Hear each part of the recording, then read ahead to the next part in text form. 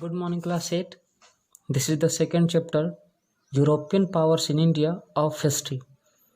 In this chapter, you have to read these points: mercantilism, major global trade routes during 1400 to 1800, trade wars, the English East India Company, Anglo-French rivalry in South India, conquest of Bengal, dual system, and Robert Clive. First, see here the words meaning of chapter. Till there I will teach you in this clip. This is the meanings.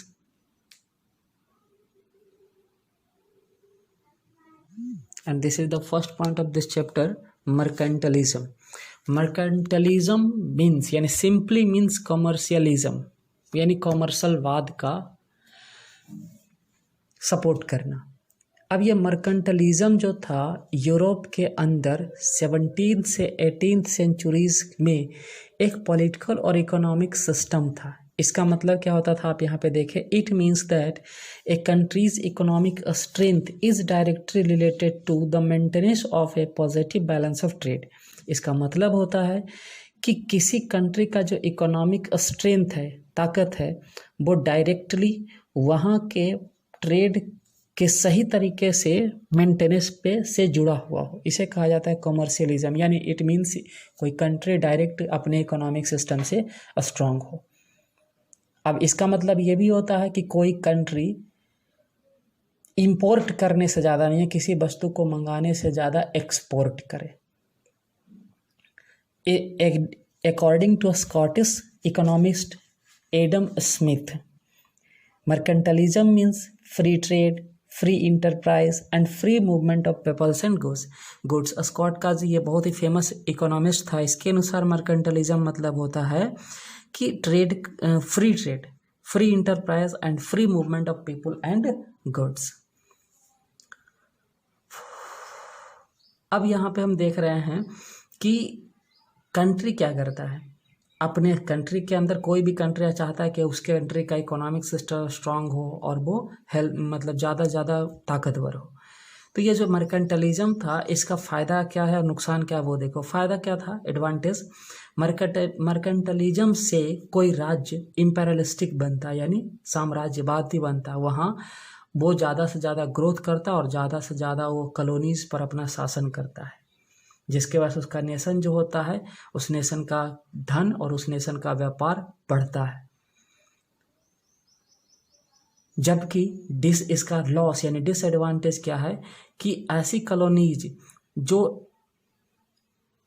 Establish की जाती है home nation के द्वारा, तो वो under developed रह जाती है, यानी कॉलोनीज डेवलप नहीं कर पाती है, बल्कि जो होम नेशन होता है, यानी जो कॉलोनीज स्थापित करता है, सिर्फ वो डेवलप होता है और उसके सारे रिसोर्स का इस्तेमाल सिर्फ वो होम नेशन ही कर पाता है। एग्जाम्पल इंडिया आप देख सकते हो, इंडिया कॉलोनीज है और ब्रिटिश होम नेशन। तो होम नेशन प्रोग्रेस किया उस समय और इंडिया बहुत ही लॉस झेला।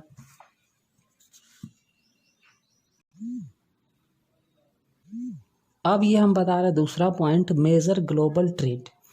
मेजर ग्लोबल ट्रेड शुरू कैसे हुआ। इंडिया के अंदर मुगल एम्पायर टूटी 17वीं सेंचुरी में, औरंगजेब के मरने के बाद मराठा धीरे धीरे पावर में आया था। बट जब थर्ड बैटल ऑफ पानीपत हुआ, हम सब 7 में बताए थे लास्ट चैप्टर में, जब थर्ड बैटल ऑफ पानीपत हुआ तो उसके बाद मराठा भी धीरे धीरे कमज़ोर होने लगे और उसी के 20 साल के बाद ब्रिटिश क्या किया, अपना कंपनी स्टाब्लिश किया और वो शासन करना शुरू कर दिया। तो इंडिया का जो वेस्टर्न कोस्ट है वो यूरोप से कनेक्टेड होता है और ये यूरोप और इंडिया के बीच में एक संपर्क स्थापित करता है। तो इंडिया का यूरोप के साथ ट्रेड क्यों चलता है, यूरोप के साथ ट्रेड चलता था यूरोप, अफ्रीका, मिडल ईस्ट और साउथ ईस्ट एशिया के साथ बहुत पुराने समय से। अब इंडिया को पता लगाया, इंडिया के अंदर सी रूट आने का पता लगाया वास्को डी गामा ने, जिससे इंडिया और यूरोप के बीच का जो इकोनॉमी था वो नए अध्याय का मान लो शुरू हुआ।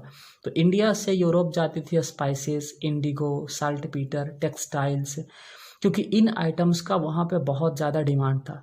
इन आइटम्स का यूरोप क्या करते थे, अपने भोजन को प्रिजर्व करने में, इंडिगो का कपड़ा का रंगने में और साल्ट पीटर का गन पाउडर बनाने में इस्तेमाल करते थे। जबकि जो इंडियन टेक्सटाइल था वहाँ के एरिस्टोक्रेटिक यूरोपियंस यानी जो शासक वर्ग होते थे वो उसका इस्तेमाल करते थे पहनने में। इसके बदले यूरोपियंस को पेड करता था या तो गोल्ड करना पड़ता था या फिर सिल्वर, और इसके वजह से बहुत ज़्यादा धन अर्जित करते थे यूरोपियन मर्चेंट से इंडियन मर्चेंट्स। बट ये जो सिस्टम था ये पहले चलता था लैंड रूट से, यानी Asia, south east Asia, India और चाइना इसमें कनेक्टेड था, और यूरोपियन कंट्रीज को ये सारी चीज़ें चाहिए थी जो कि महंगी मिलती थी। तो इन लोगों को एक ऐसे रास्तों का पता करना था जो सस्ते में इन सारे सामानों को दिलवा सके, यानी ट्रेड रूट स्टार्ट करने के लिए नई रास्ते इन लोगों को चाहिए था। अब ये गुड्स था, ये इसका इम्पोर्टेंस वहाँ बहुत था। अब हम पहले ये भी बताए थे कि वहाँ क्या होता था, यूरोप में बहुत ज़्यादा ठंड होती थी और उस ठंड वाले सीजन में भोजन को प्रिजर्व करके रखने के लिए यहाँ के प्रिजर्व करके रखा जाता था, और उसी मीट को खाने के लिए लोग उस समय स्पाइस का इस्तेमाल करते थे। तो इस चीज़ में सबसे पहला काम किया वास्को डी गामा ने। उसने क्या किया, इंडिया आने का रास्ता पता लगाया केप ऑफ गुड होप के थ्रू। वास्को डी गामा के बारे में एक फैक्ट फाइल दिया हुआ है आपके इस पेज में, पेज नंबर 16 में आप फैक्ट फाइल पढ़ सकते हो।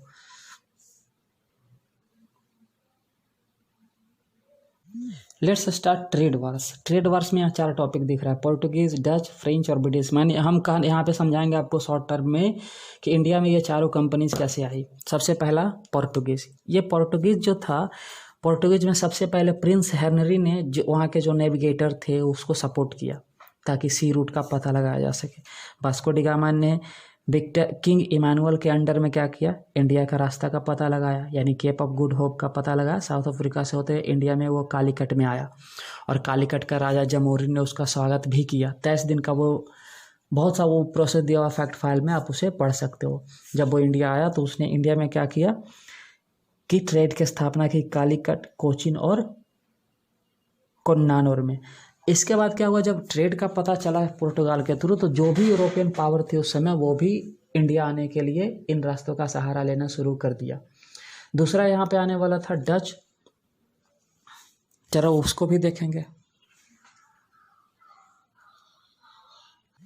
अब ये डच के बारे में देखते हैं। ये डच जो था इन्होंने अपनी कंपनियां स्टार्ट की थी 1592 में और इंडिया आया 1595 में।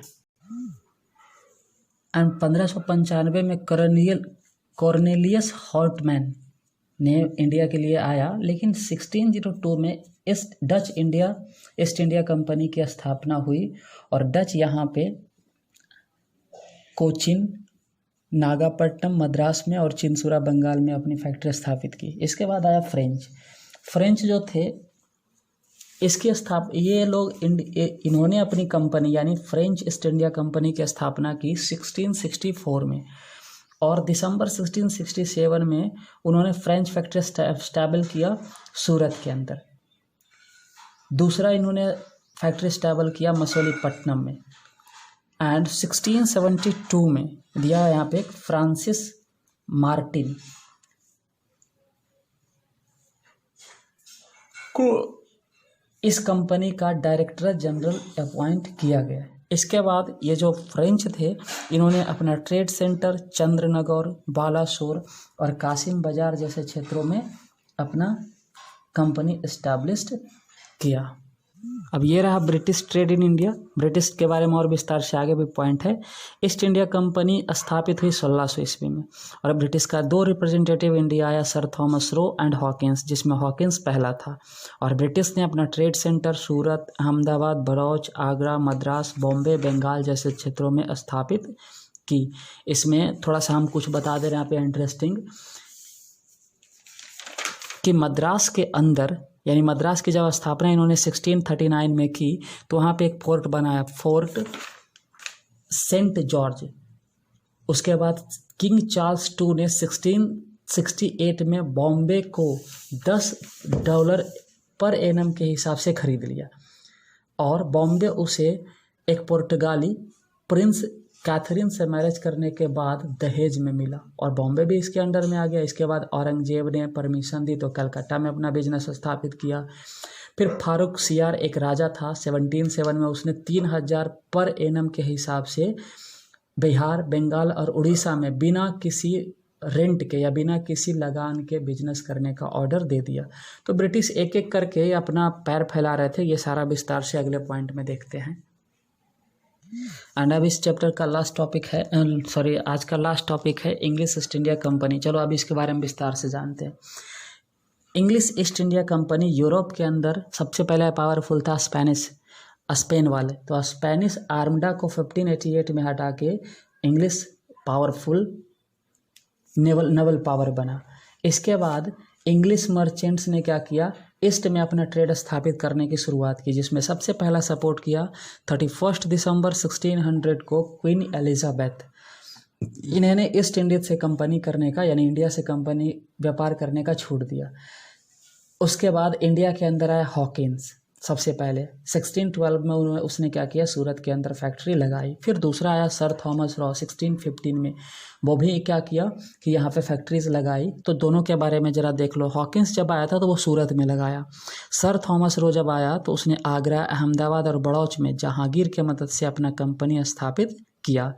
इसके बाद 1639 में मद्रास को, जैसा आपने देखा, मद्रास शहर बसाया गया और मद्रास में अपना फैक्ट्री स्थापित की गई। वहाँ पे फोर्ट भी बनाई गई। इसके बाद 1650 में बंगाल में भी उसे परमिशन मिल गई ब्रिटिश ईस्ट इंडिया कंपनी को व्यापार करने का। साथ ही साथ 1668 में हमने जैसा देखा कि बॉम्बे जो था उसे दहेज के रूप में मिल गया पुर्तगाल से, इंग्लिश ईस्ट इंडिया कंपनीज को, जब जो चार्ल्स II से शादी किया प्रिंस कैथरीन ने। तो और इसके बाद क्या हुआ कि बॉम्बे भी इसके अंडर में आ गया।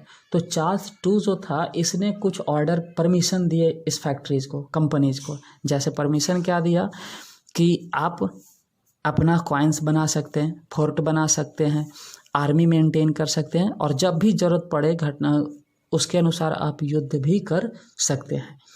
एंड ये भी हमने देखा कि बिहार, बंगाल, उड़ीसा वाले क्षेत्रों में फारूक सियार जैसे राजा ने क्या किया, 3000 पर एनम के रिटर्न पर उसे व्यापार करने की छूट दे दी। तो ये जो ब्रिटिश था इसने अपनी डिप्लोमेसी का सहारा लेकर के क्या किया, पहले अपना ट्रेड का विस्तार किया, जो कि हमने आज देखा। अब आगे देखेंगे कैसे ये अकेला रह जाता है, क्योंकि यही एक है जो इंडिया पे शासन किया।